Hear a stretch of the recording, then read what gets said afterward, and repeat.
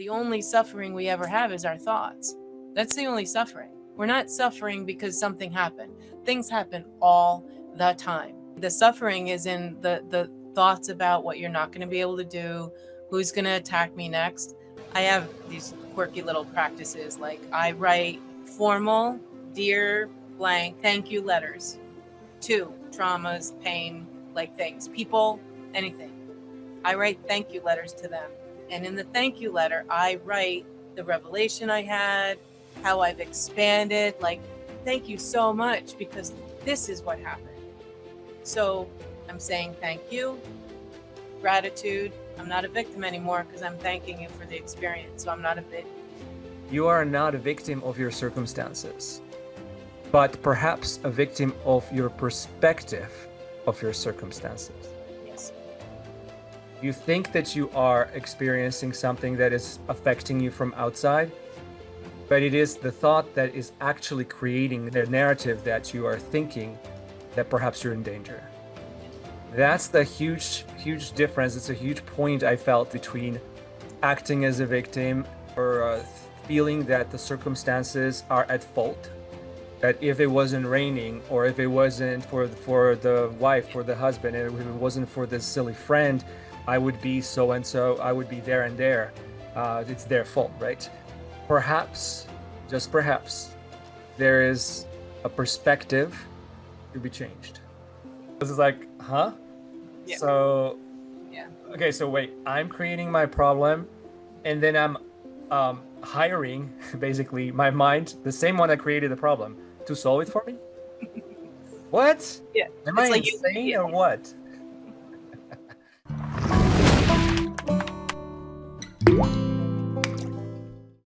Hello, beautiful souls, and welcome to another Awake and Aware podcast. Today, again, I'm rejoined by my dear friend Tammy. We're going to do a part 2, and who knows how many this is going to turn into. There's lots to talk about. We're also contemplating co-hosting future podcasts and then do some joint podcasts later on.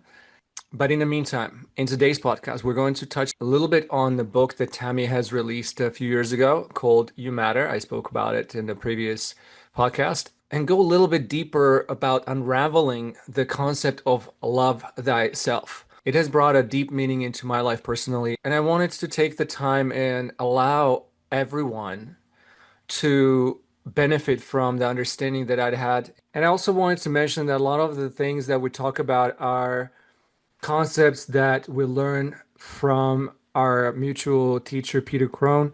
And since they are so super profound, it would be a disservice to the world not to share them. You can find Peter under petercrone.com. Definitely check him out. He is amazing.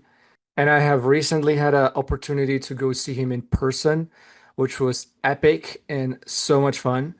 I am very much looking forward to unraveling some more of his wisdom and the words and wisdom of other beautiful masters and teachers of our era. And I would also love to hear your comments on anything that has maybe caught your attention in this podcast. And without any further ado, welcome Tammy back, and let's get started. Yay, welcome back. Good to have you back, Tammy. And I'm looking forward to what we have to unravel today. So when I was listening to Michael Bernard Beckwith and his 4 stages of the awareness that he talks about, going from the victim stage of consciousness, that's basically categorized by things that are happening to me, and I'm the victim of the life, I'm a victim of circumstance that's happening in my life. Then going through, oh, I may have control over some of this stuff, and then the things are happening now by me. So I'm getting into this space of, yes, I am in charge of my life and I am making these changes in my life and in life around me. So becoming more of a creator in your life, or more of a catalyst maybe for change in your life. And then the third stage he referred to was through me. So now I'm a little bit more in tune with, oh, there is a divine presence here that I am a catalyst for unraveling these experiences in this lifetime. And so now whatever I'm receiving is happening through me, and I'm the catalyst here.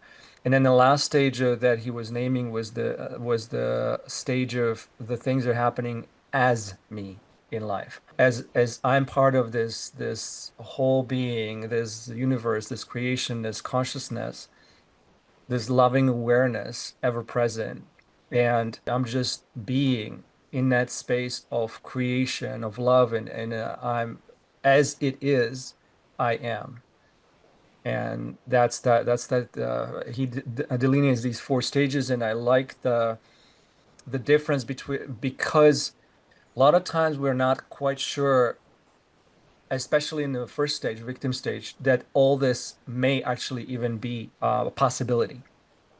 So maybe if I have you speak a little bit to what's your opinion around this, and how do we live out of this first victimhood stage, and how can we maybe notice that we are in this victimhood stage, and that maybe something to share from your own personal growth, or in that if you are up for it. Sure. Yeah. Um, yeah, I love Michael Beckwith. Um, He's just everything always resonates, and I am a firm believer in stages. I don't believe anything is meant to be like all at once or all or nothing, and I think awareness does very much so happen in stages. And I think if it didn't, it wouldn't keep expanding. It would stop. If it was all and done, it wouldn't keep going. And so, in terms of victim, it's realizing that you think that you are one is often a doorway into realizing that you're not. And mm, so I think that the awareness, or even just the willingness to be aware that there's a possibility of victimhood, that opens the doorway to go in and sort of look around a little bit and move slow, because you're going to bump into things. And so if I mm, were to put an image to it, for me, it's like if there's a room in the house that I've had all my treasures and everything from my life in, and I want to be aware, and they've been in there a long time, they've been in storage, I might have forgotten stuff. And so if I go into the room and it's dark, I'm going to move slow. So I'm going to bump into things. And then I'm going to be aware I just bumped into something. There's something here. And some of it might be great. And it might be like, whoa, an awareness and bring back great memories and wonderful things. But it's like opening up journals. You might find some pages that are like, oh, yeah. So the willingness to go in, to be aware, you're going to find where you're a victim to life, because it's going to be wherever you're uncomfortable. So wherever I feel, for me, if I feel like I'm being attacked, if my defenses come up in any situation, no matter what it is, then there's somewhere that I think I'm a victim here. Because if I'm not if I'm a victim, I think I'm the target, and I think that things are coming at me. And so then I'm going to be defensive. And so if I stop there and look, that's the okay, there's a box. Okay, open it up. You don't know what's going to come out. And so for me, it's anytime there's a defense, I go and look. And then once I acknowledge something of victimhood, I firmly believe that all of life is here for us. I believe that with everything that is my being, my existence, my everything, all of it, every fiber of my being, I believe that. how would you say that you come to that conclusion for yourself?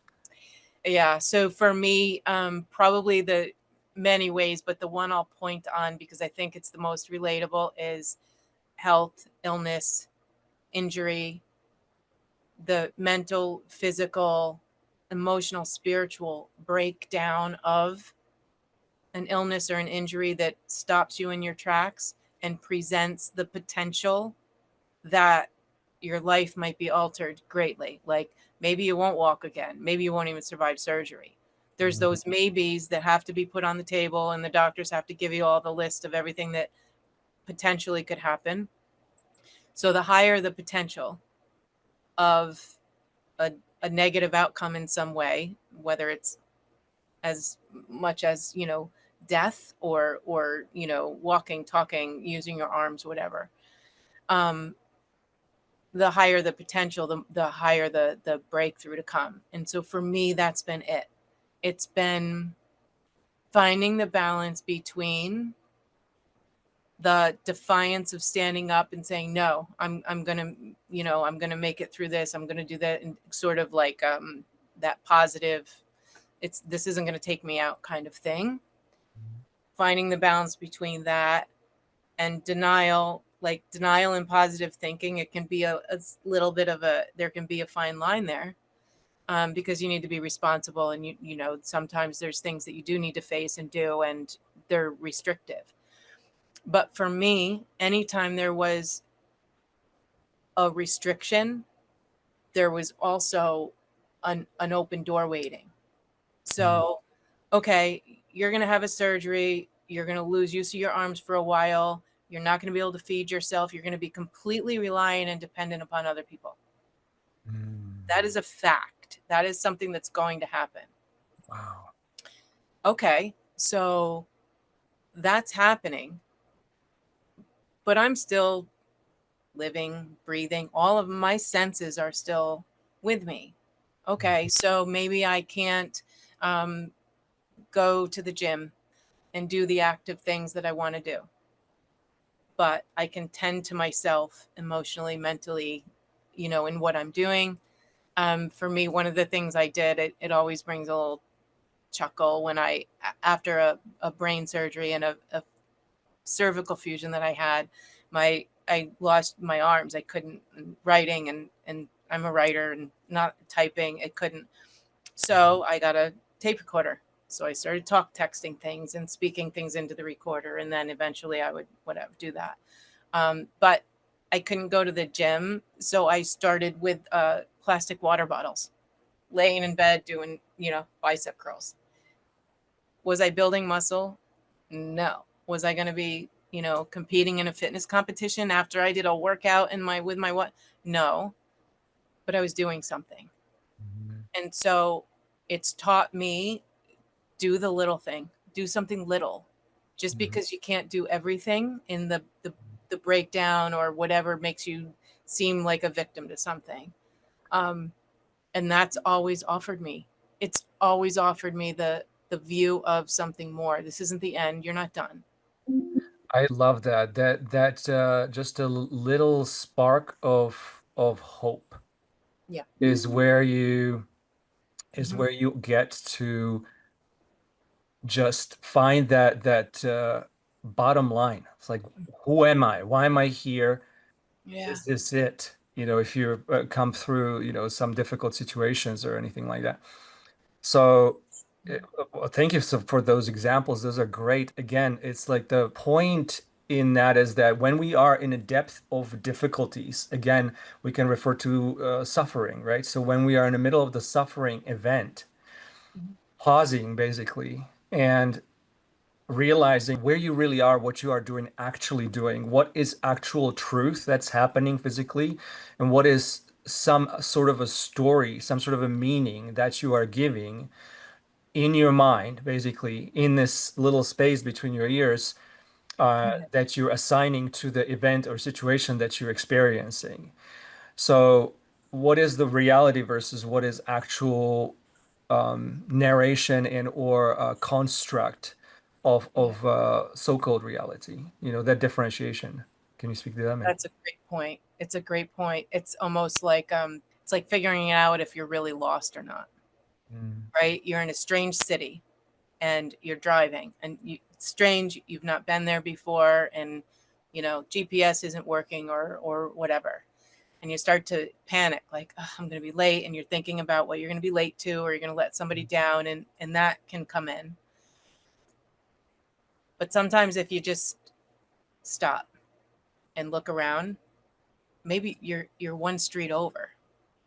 Like, you're almost there. You're close to your destination. It's like a block away. But you're on a street that's not showing up on your GPS. You don't know where you are. You don't have your bearings. And so for me in life,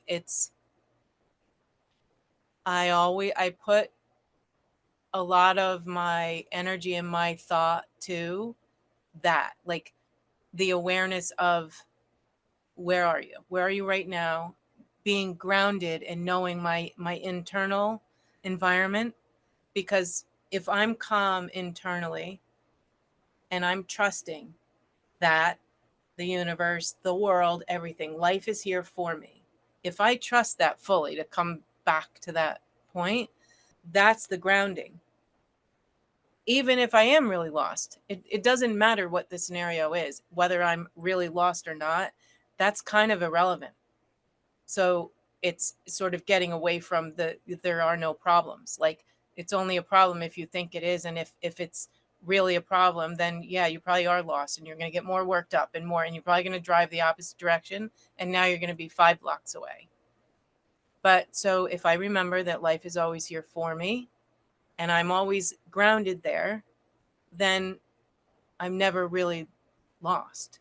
And Mm. so it's like a life jacket. Even if you're in deep water, Yeah. I know that life is here for me. That's my life jacket. So how did you come to this understanding that life is here for you, that you're not on your own, that you're not in this? Like, how did you come to that? Because I can imagine that there are some people out there, and I was one of them at some point in this evolution. Yeah. Is that when did you begin to trust that life has your back, that life is working for you? When I was so lost and Mm. had no answers and there was nothing else. There was, Mm. there was, I had exhausted all of the doing. There were no more courses to take. There was no more conversations to have with my best friend to cry about how lost I was. Like, Mm. there were, I had exhausted every solution oriented energy. So like a point of surrender. Complete surrender, physically, mentally, and spiritually. Yeah. Like, to the point of there was no desire to do anything else of the things that, would fix the problem. There wasn't another workout to do. Going to the gym a second time that day or doing another cardio session, yeah, it's not there. So Mm. when I realized that the feeling better, the grounding that I knew was somewhere, when there was no access to that externally, and I just sat still. And it took a minute, but it's like letting things settle. And that patience, I learned patience with myself. And that's all that kept me from doing it before then, was just give yourself the patience to settle down a little bit. And Yeah. then it just started slowly, really Yeah. slowly. Wow. Yeah. Thank you for sharing that. I feel like life basically creates, as Peter Crone likes to say, life creates circumstances and brings people to your life where to show you where you're not free of basically the resistance of the mind. Like the mind is there to protect us. It's set up to protect this physical body and itself, really. So it's like a bridge between the spirit self and the body self. So the mind is there to be that bridge and to be the protector. It's like, so somebody crossing the bridge, there is the protector, you know, it gets rid of it. But what happens oftentimes to us is that mind does it to a fault and it ends up overtaking literally. And as I was telling my mom the other day, is like, imagine that it's like the mind is like the name tag on your door in the apartment building. And the mind thinks that it's the house, like it's the apartment, even though Mm-hmm. it's just the name tag. And it's like so silly of the mind to claim the house if it's a name tag. So, and the house really in this case is the soulful being that exists in this body, basically. So Mm-hmm. a lot of times when we refer to as I am or I have done this or I have been there, who is that you're referring to? So start being careful about watching who exactly are you referring to. Is that a thought that you're coming out of that you were afraid of something, or is this insecurity here coming up that's speaking, or is this actually like I've got this, I'm good in my life, I appreciate where I am, I feel inspired and motivated, and I'm gonna go for it. Because that would be something that the soul would do, right?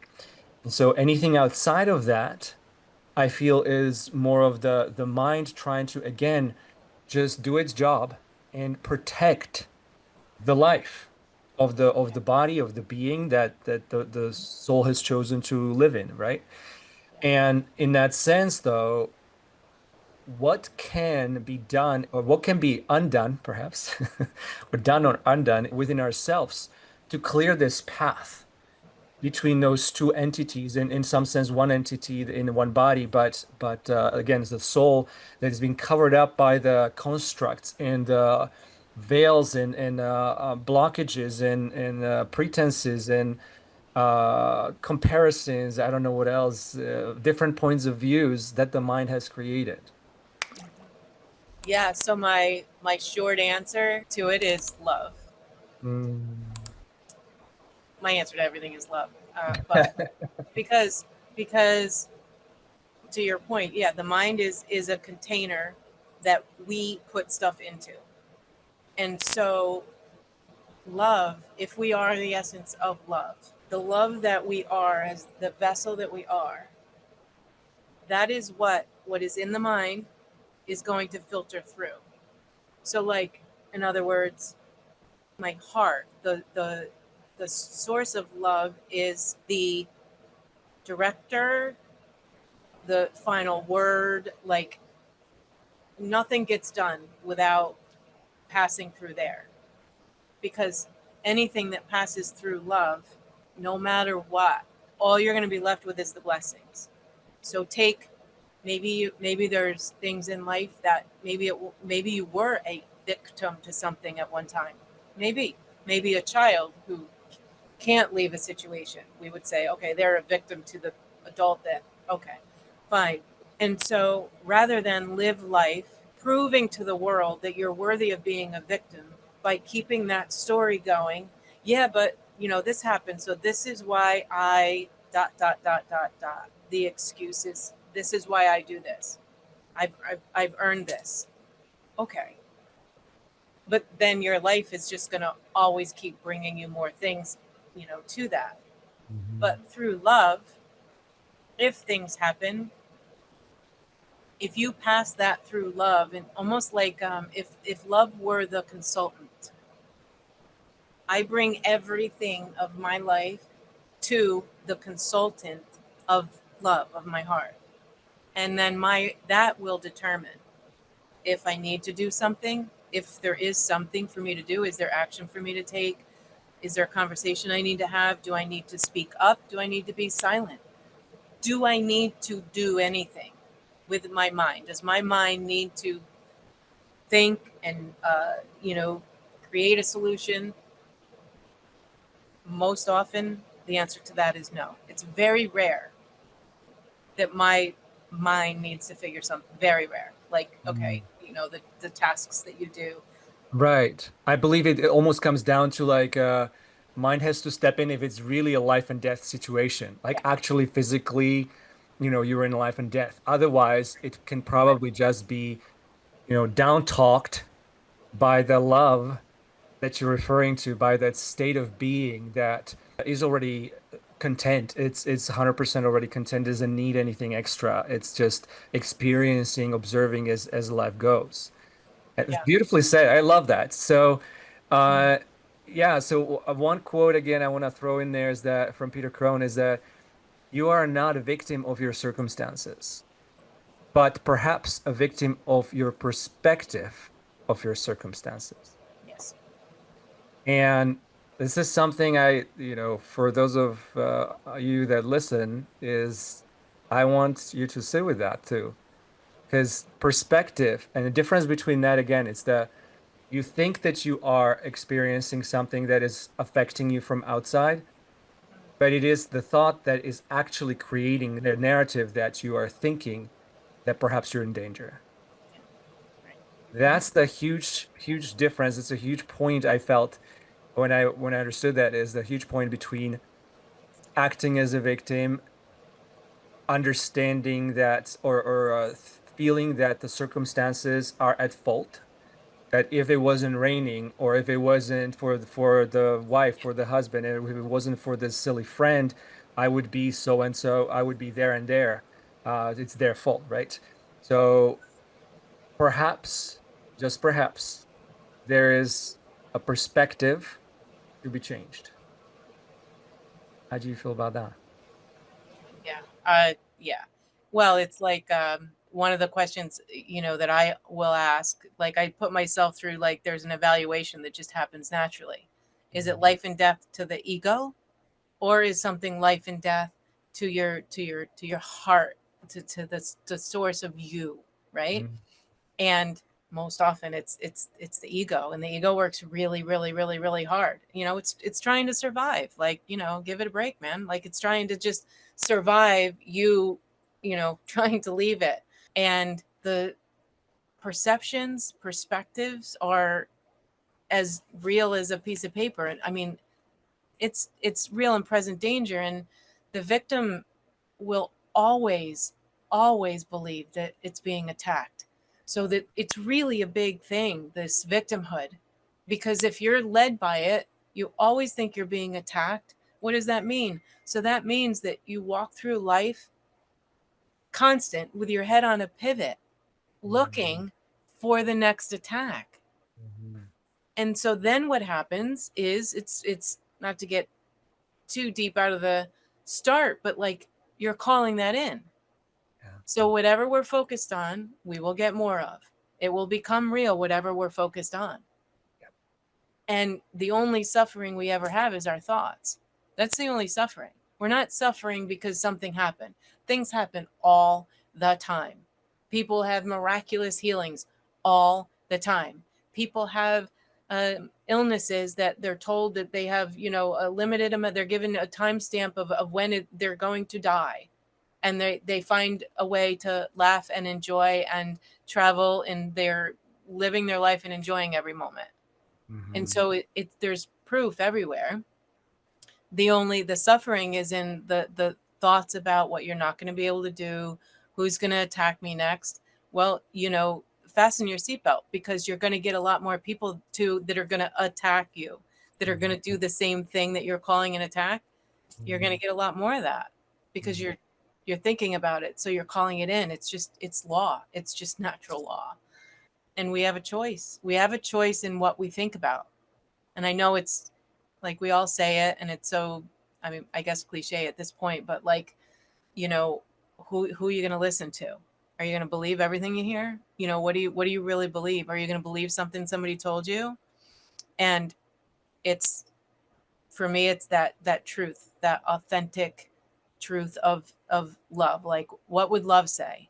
Yeah. What is the truth here? What would love say? And then you'll always get the Beautiful. answer. Hmm. Beautiful. Yeah. I want to touch on what you just said about this is great, that you just talked about was you have a choice, but I also recognize that our choices often are limited by what we believe. And so, without going, maybe we should go too deep into that rabbit hole because it is a rabbit hole. And so, the belief by itself. So, understanding what the belief is and how we operate with beliefs, like how is it created, basically? What do we do? What do we not do? How are the beliefs shaped? And I believe you have touched a little bit on this in your book. So maybe this is something that you could speak a little bit to, because I feel like without realization, a lot of times we go through life having all sorts of beliefs that are actually outdated. And a lot of these, I feel, have been created by us as a child that doesn't have a fully developed brain and lives oftentimes in survival mode in some sense. And not always, but those of us who had difficult childhoods or so-called difficult childhoods, obviously, a reason for that, so we could shine on as we grow, kind of thing. But a lot of times we gather these thought patterns, really, that we end up repeating, which then I feel creates the actual belief that if not questioned, can oftentimes just take over our ability to choose from wider range of things that we could choose from. Like as a addition to that, if I go to that example that if you have a small room, let's say 300 square feet or something, and you want to throw a party for 20 people or 50 people, that room is probably not the most conducive. So can you like open the wall or something and just make the space wider or something to have that happen?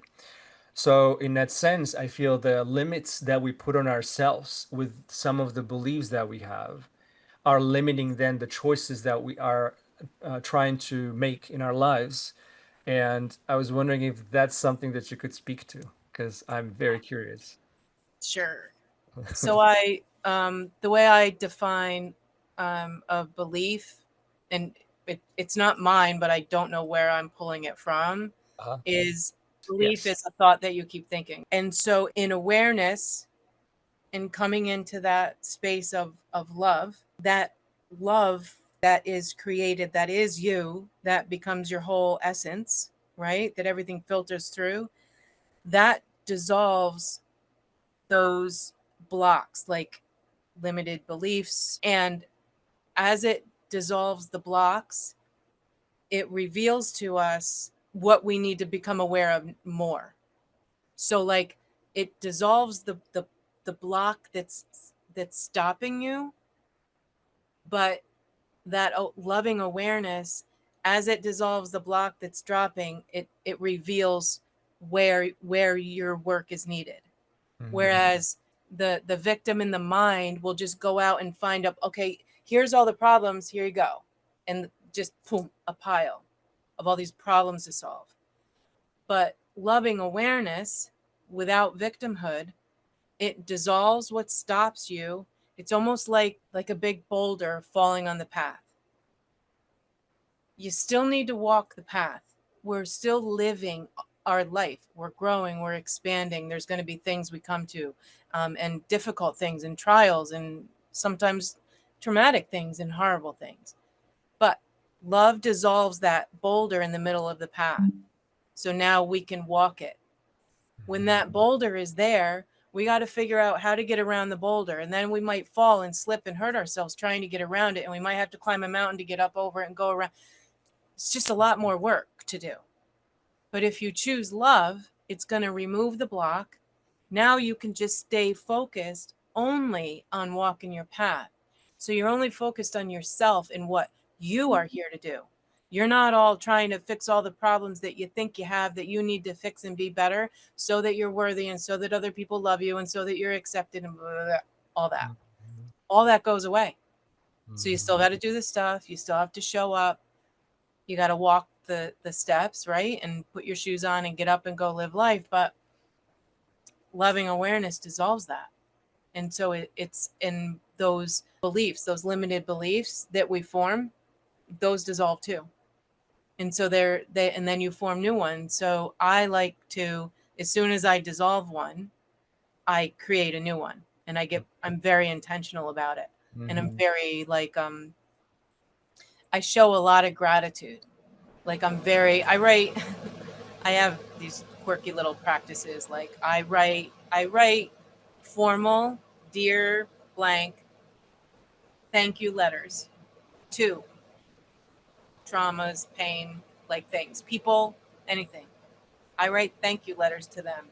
And in the thank you letter, I write the revelation I had, how I've expanded, like, thank you so much because this is what happened.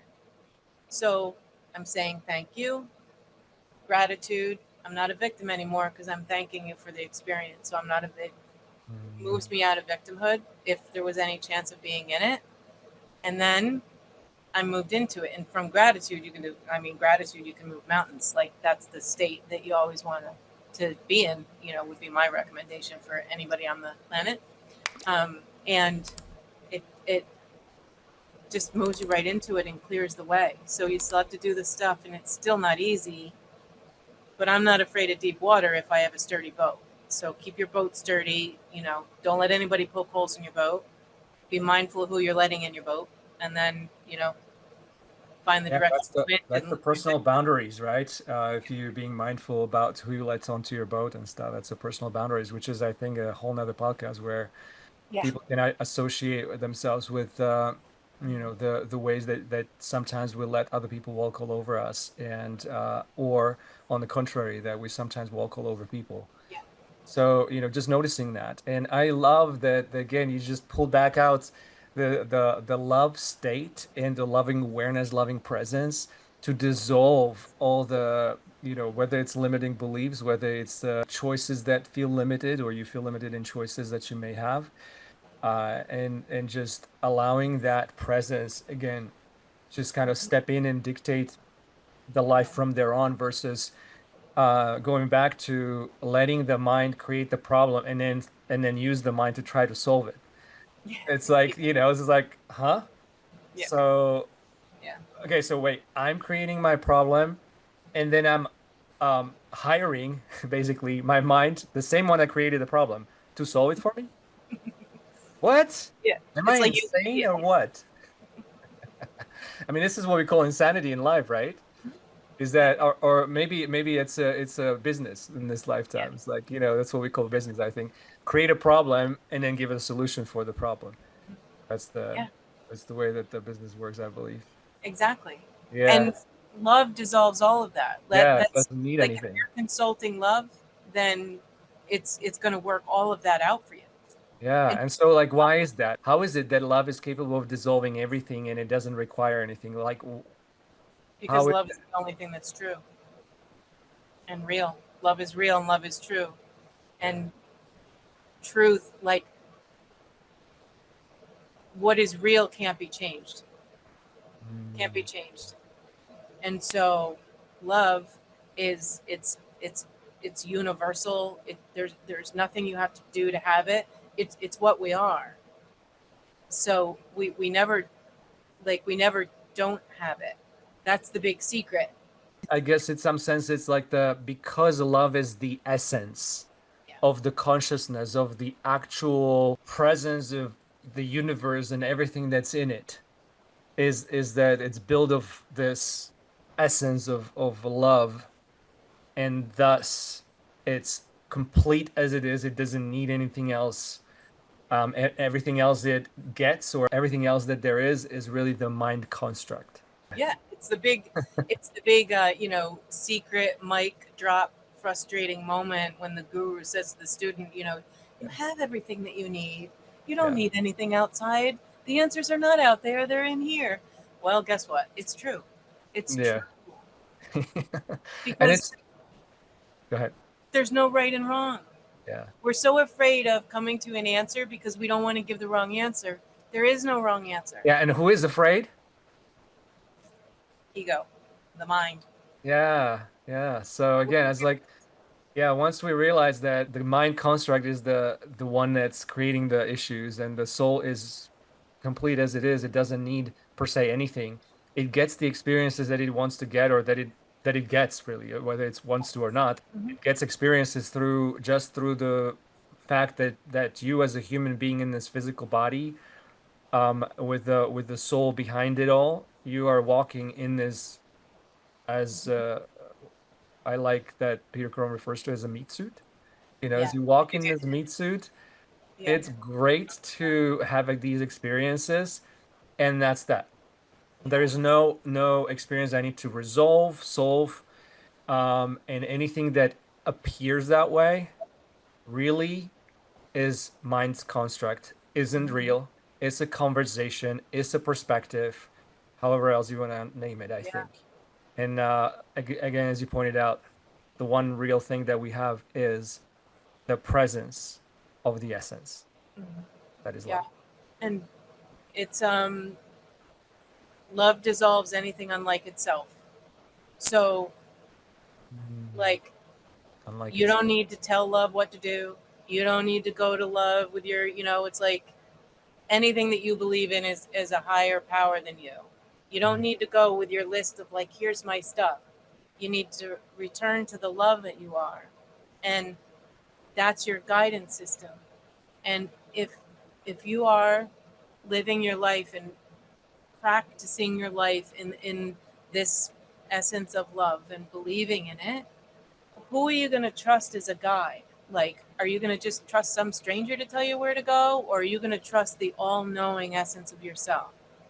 And so that surrender and process of leaning completely into yourself and not reaching for the externals, that starts to build the confidence and the trust in yourself that it really is true, like what they're saying, like that you have it, you have the guidance within you.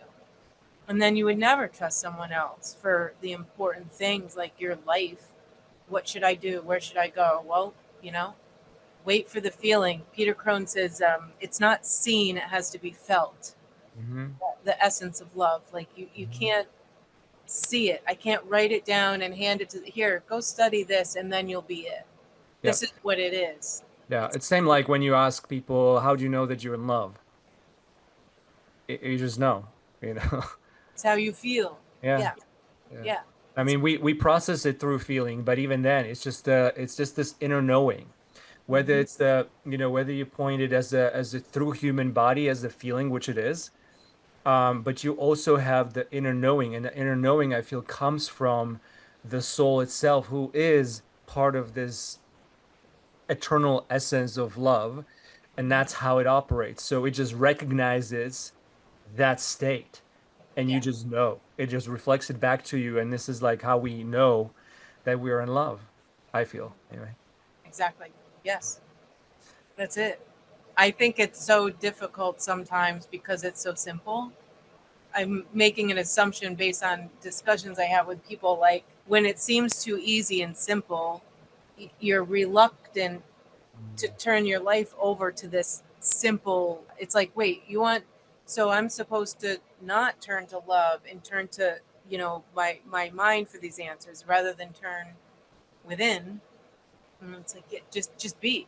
And then the I goes away. Like when you just be that, the I that's asking the questions and trying to solve the problems and going to the mind, the I goes away. And love, you just are. You just be. There's no need for labels or anything. And I want to add to that from your book. You said that maybes are never facts and love never hurts. That's right. I was like, oh, I love that. Mm-hmm. So Yep. back again, I mean, it's just pointing back to that same love just is ever present, doesn't need anything extra. If you feel like you're needing something extra, then you're not in that state. And what can you do? Sit with it, breathe through it. As long as it takes, get yourself back in that state. And this is, as I was saying, this is purpose for me. This is a purpose of meditation, Mm-hmm. sitting with myself until I feel that sensation of connection with the essence, which we talk about is love, the presence of my soul in this physical being, in my body. When I'm in that state, when I'm feeling that, Mm-hmm. I can get up and walk that way Yeah. through life. And that's again just pointing to that. And yeah, if there is a maybe in your life, it's coming from the Yep. the box up here. Oh yeah. That's it. It's like those maybes and those question marks are because if you exist enough in it, questions kind of don't have any soil to grow in because there's no stop point of okay, here's a question of something that my mind is trying to figure out. So life stops and halts and waits for me to figure this out before I can.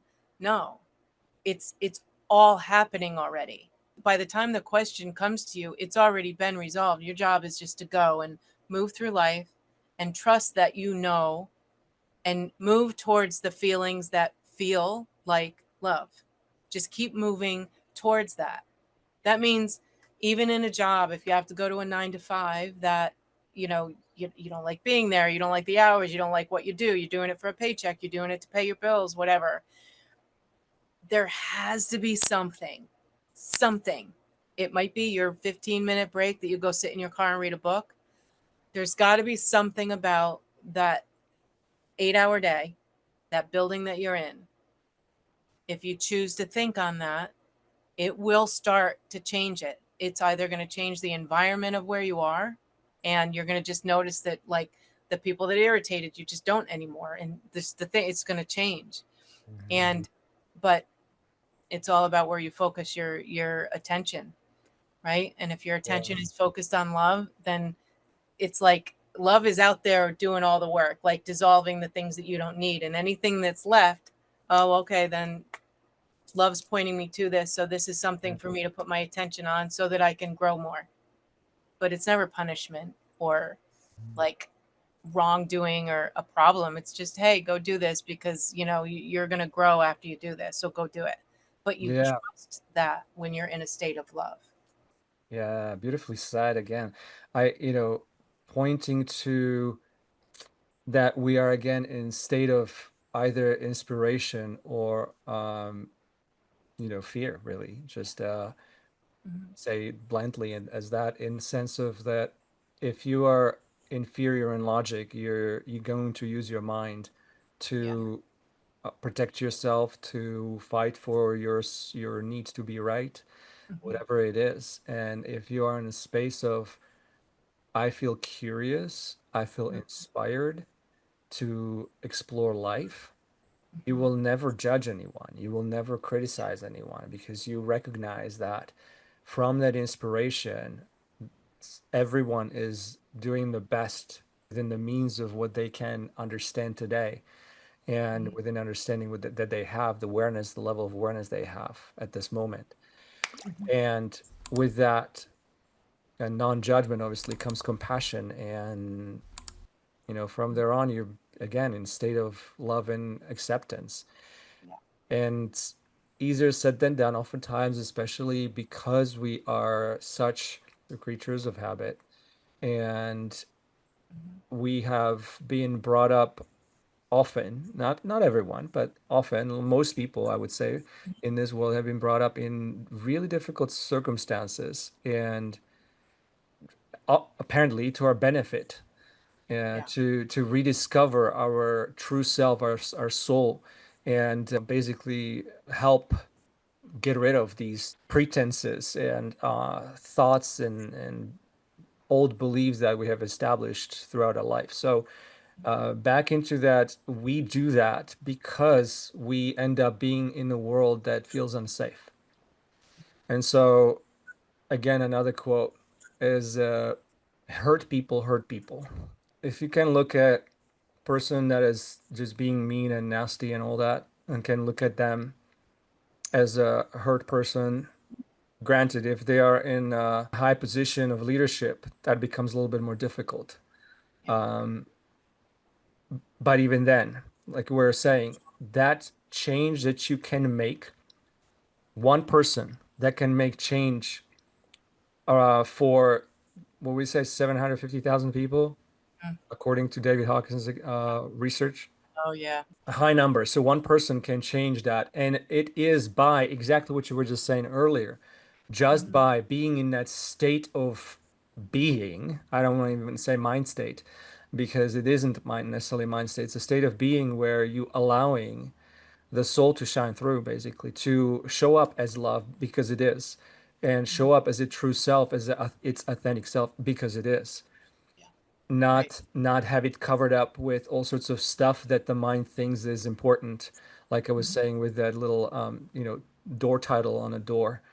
Mhm. We Yeah. don't need that necessarily. Everybody recognizes that inner strength. When a person walks in a room and there's something about them, makes you Mhm. smile, makes you feel inspired, makes you feel, yeah, that just abundance of love that's like starts to surge in.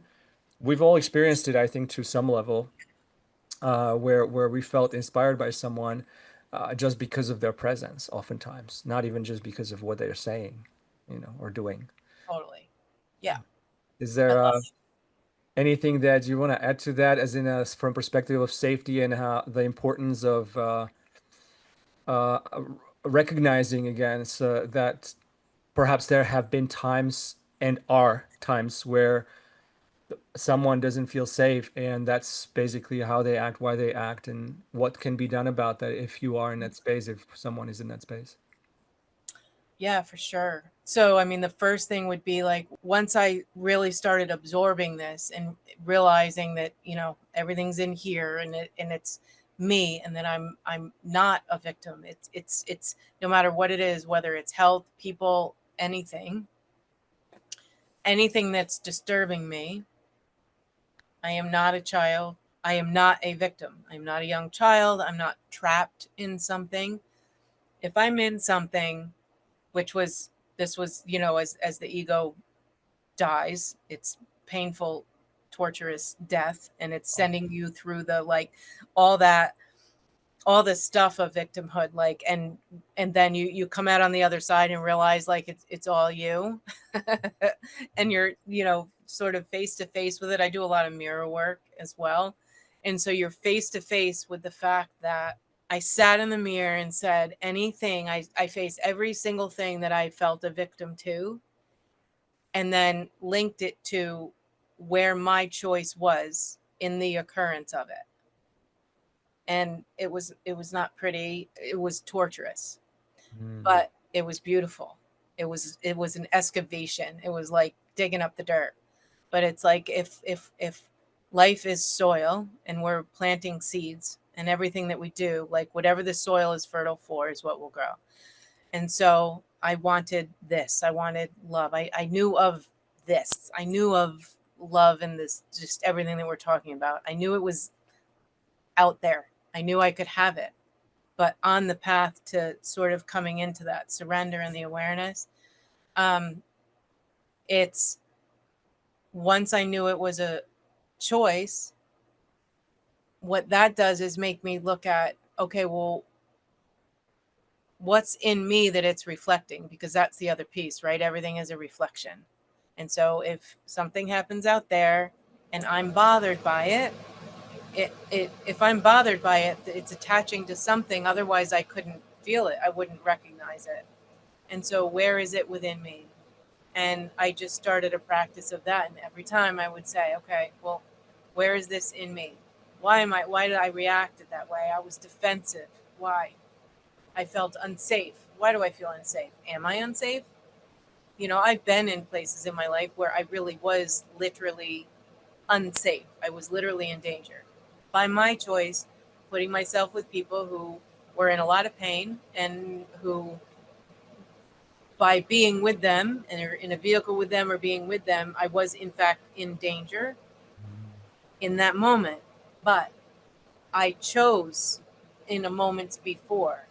So I might be a victim if I'm, say, in a car with somebody who's being irresponsible in the car and putting me in danger in a car. They're the one behind the wheel. Okay. I am trapped in the car. It's either jump out and, you know, from a moving car, or you're going to deal with it, right? But it's before that. But if I stay focused on that car ride or that incident where I was in danger in some way, well, then that's not solvable or really even changeable. It's just me and another human, and they're having their thing and I'm having my, like, there's nothing that's going to come of that. The only way I'm going to expand from this and plant new seeds is to look at, why am I here in the first place? Why am I in a situation where I'm being disrespected or put in a situation of danger where I'm not being held in a safe, secure environment within this person emotionally, physically, and whatever? Why did I choose that? Why did I choose something that was defeating to me, that made me feel that way? It comes from somewhere. We don't just, okay, I just feel like a victim right now. Something happens that we feel a victim. Something has to happen. But in order for something to happen, you had to make a choice. We all make a choice to be somewhere for that thing to happen. And so it revealed to me, and the answer, if I was unsafe or felt unsafe, it's my own doing by being there, which takes me out of victimhood. It puts me in the driver's seat, and it removes me from the scenario. And the vehicle of me coming to that is love. Because if love is present with and within and for myself and for the world, well, choices aren't made to be in those situations. So it's love solved it. Love answered the question and solved the problem. And so if I live my life now and I make loving choices for myself, then I'm not going to end up in situations where I can say I'm a victim or feel like a victim or be unsafe. Mm-hmm. And and if I do end up in an unsafe situation, not by my choice, I'm in that confidence of knowing that I'm going to be okay. I'm because I'm loved. Trusting. Trust. Trusting. Mm-hmm. Yeah. I can be in complete surrender and trust because of that. Yeah. So it's win-win. Yeah. It's I think it was in a Gary Zukav book, Seed of the Soul, where he was saying that we are either um going through life with fear and doubt or with love and trust, and choice is always ours. Yes. And it isn't that, oh, I'm finally just making all my choices from love and trust. That never really happens, but just recognizing that when you are making choices from fear and doubt, that's what you're going to receive, is going to be Yeah. more of Good. that. So I Yeah. feel that awareness again, being aware of what it is that is within you, like you were saying, just noticing, sit with yourself long enough where you really are feeling what's within you that is bringing out these circumstances into your life. Like they say sometimes that, when you squeeze a orange, you get orange juice, right? When you squeeze lemon, you get lemon juice, whatever. When you squeeze you, what will you get? And I don't know, just the thought of just came through, that when we drink alcohol, oftentimes we end up just removing the barriers, Mm-hmm. whether we are, sometimes we're over polite or whatever, where we want to say stuff that we wouldn't say otherwise, and when we get drunk we say that stuff because there's no more filter. And I feel like that's kind of a way of that's one way of showing what's inside the person. Like some people are happy and funny drunks, and some people are very mean drunks, and so it's like there is that barrier that's now gone, and now it's showing the actual right person, or the person as they are. And more than that, it's not about judging that mean drunk. It's like, if that happens to me, it's like, can I pause and can I ask myself, like you were saying, what is within me basically that is causing this reaction, that is causing this feeling? What is within me? Is there something that I'm contributing? Yeah. Really, is there something I am doing, I'm contributing? How am I thinking? How am I being? What am I feeling? That a life is presenting me with circumstances that are present right now. And that I feel like is a kind of a practice of a lifetime.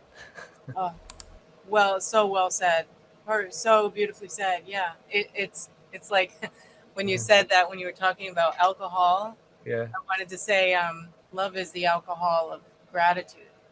Like, right? Uh, Like, imagine, like, okay, if we drink alcohol and all those things could happen, right? yeah. Yeah. All those different scenarios, happy, mad, sad, whatever.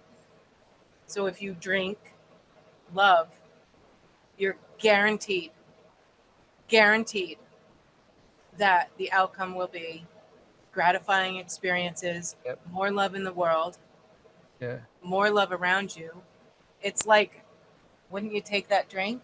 And so somebody would say, well, what do you mean? How do you drink love? You drink love by loving yourself, by compassion for yourself.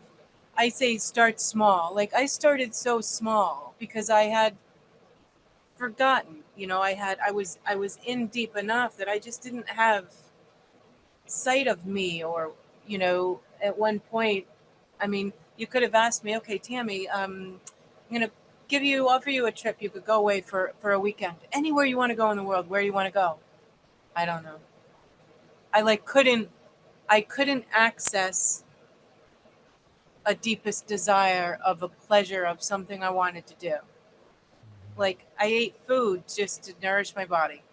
Like, there Mhm. was no, fix a nice meal. Now it's like I fix a meal. I mean, it could be a sandwich. It could be the most simple thing, and I fix it. I put it on the plate, and I fix it with the same loving care that I would do to somebody I was serving. I started to see all these differences of where the level of care and attention I would put in to making a meal or doing something for someone else. And then when it was me, I'm rushing through. Maybe I didn't even put the sandwich on a plate and I ate it while I'm walking around doing things. And I started to notice that when I slowed down into surrender, I started to notice that's awareness. And so you see everywhere that where you are not love shows up. Mm. And love also will take care of so you don't go into blame and shame and like shaming and judging yourself for all the ways that you weren't loving yourself. I did that too for a little while, and that was like, talk about insane.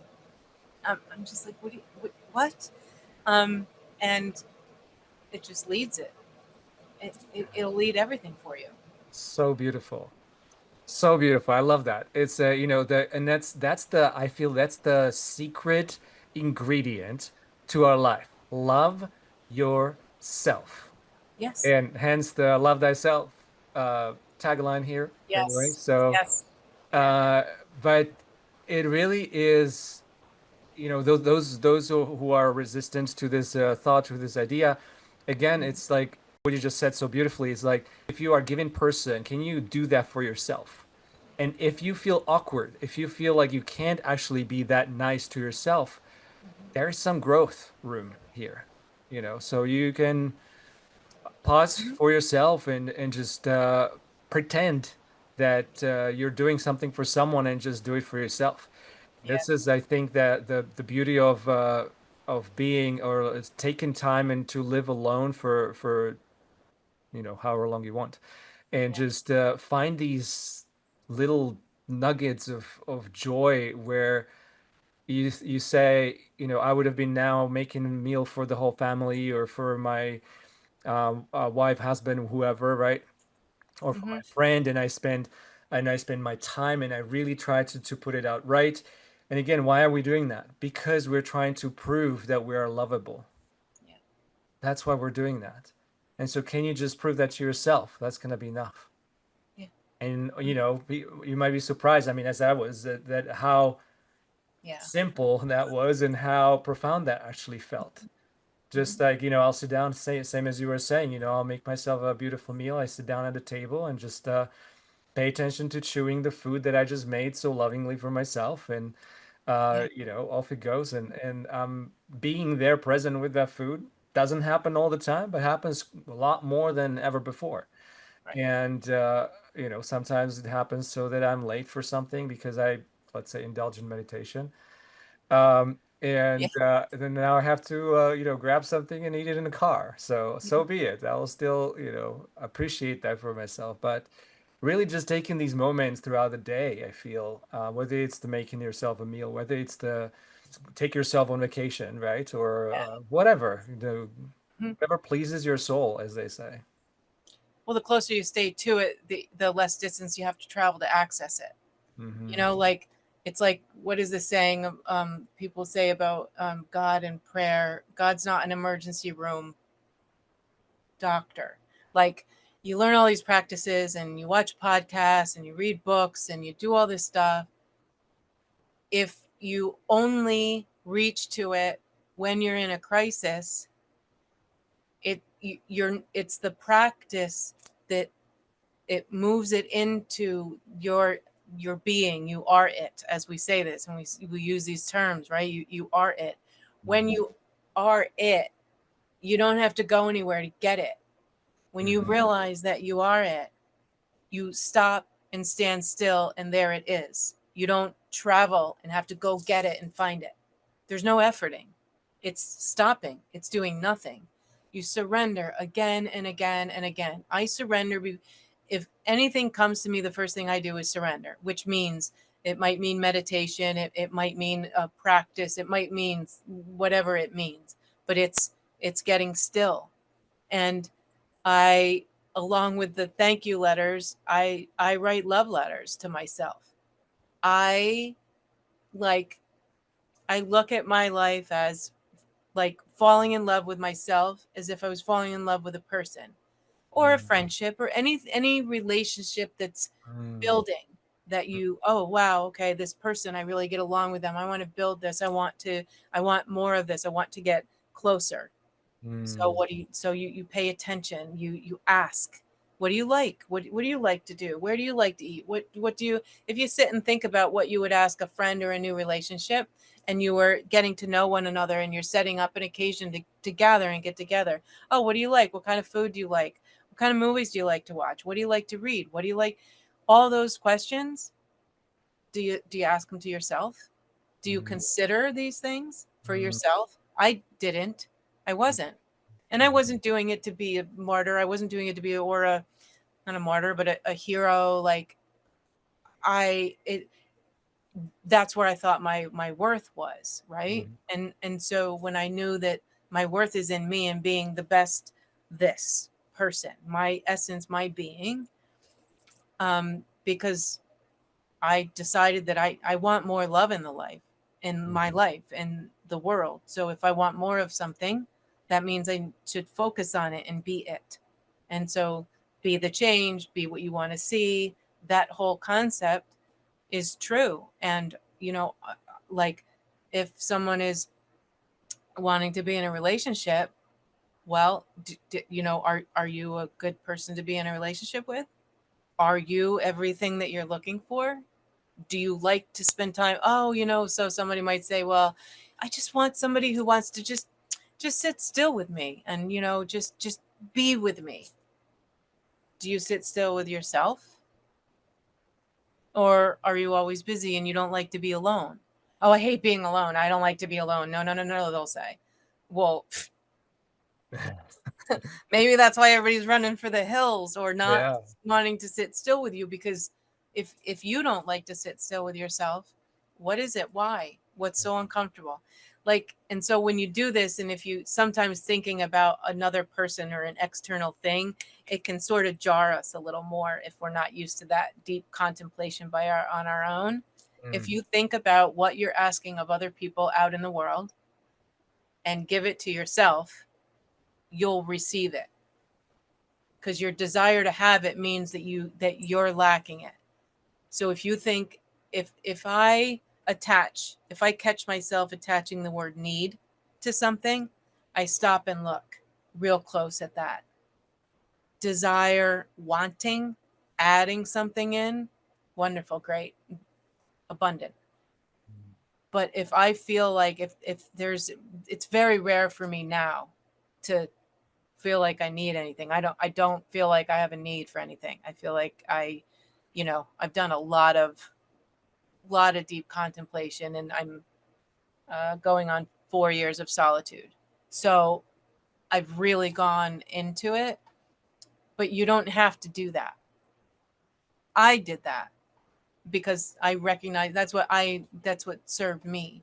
But it doesn't mean you have to do that. Like, you don't have to go live on a mountaintop or seclude yourself off. But if you just answer some basic questions about yourself and what you want, and then reverse engineer it on yourself and see if you're doing it, you'll that's it.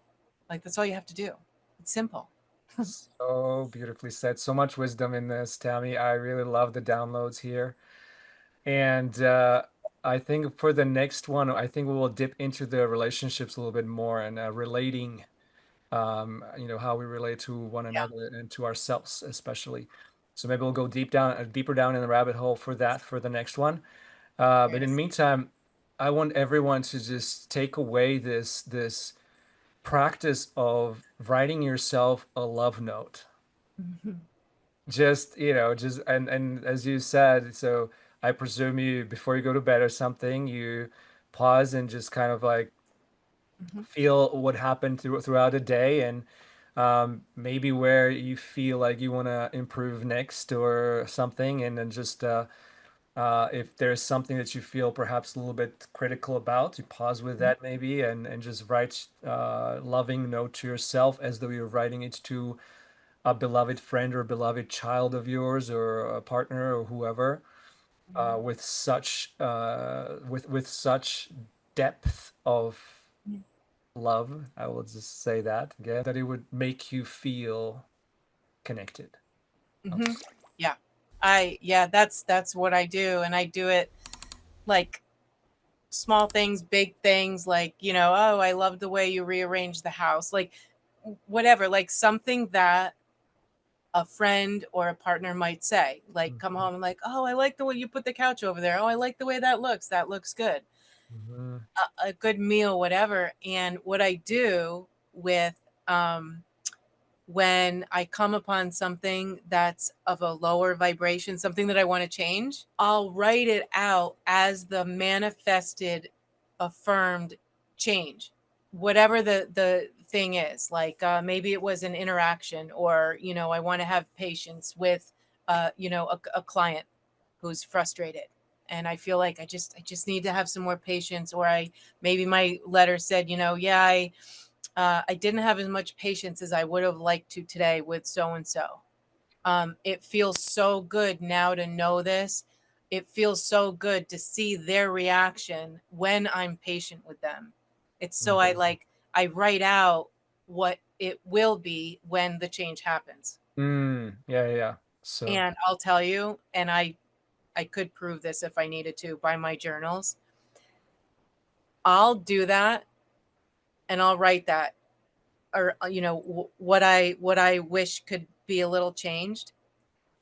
I'll show up the very next time, and this could happen within minutes. It could be maybe that morning I wrote it and that afternoon I'm with this client. It could be a matter of hours. When I am with them next, they changed what I was frustrated about, and they'll speak it. I'll show up and they'll show up with me saying, oh, da da da da da, I did this, this, and this dissolved. So their angst is gone. They've sort of solved the problem that caused the frustration. It's done. I It's love done. that. The energy healing, that's how that works really. You don't have to necessarily explain something to someone so well, whatever it is. Really just your intention, your energy that is gathering around the thought, around the idea, and you're thinking of a person that you care about Mhm. and thinking of them in the sense that you wishing them well, whatever that means for their soul. Yeah. And that is enough of that energy push for them to feel that Right. and have a epiphany, perhaps saying that, you know what? I kind of, let's say, I kind of acted like an asshole over there. It's like that. I want to change that. It's just all of a sudden, it's just like they became aware of that because Mhm. that energy was imposed and it's changed their energy field and their behavior. Thus, oftentimes. Sure. So beautifully said, and I love that. The practice is I'm gonna continue doing that. I started with that a little bit, but I'm gonna Yeah. do that more. So that's beautiful. And I would add to that is that I would ask, how can I become curious about this, whatever challenge it is next Mhm. time?